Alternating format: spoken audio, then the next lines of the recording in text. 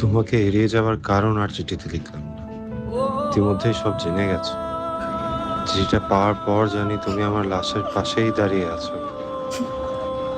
ভালোবাসার মানুষ পাশে এসে দাঁড়ালে খুব স্বস্তি লাগে রিদিতা।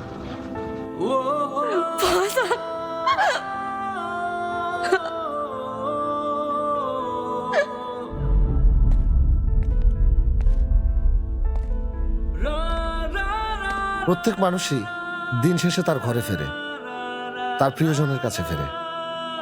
ঘর সেটা না যেখানে আপনি প্রতিদিন ফেরেন, ঘর সেটা যেখানে আপনি প্রতিদিন ফেরার জন্য অপেক্ষায় থাকেন, যে ঘরে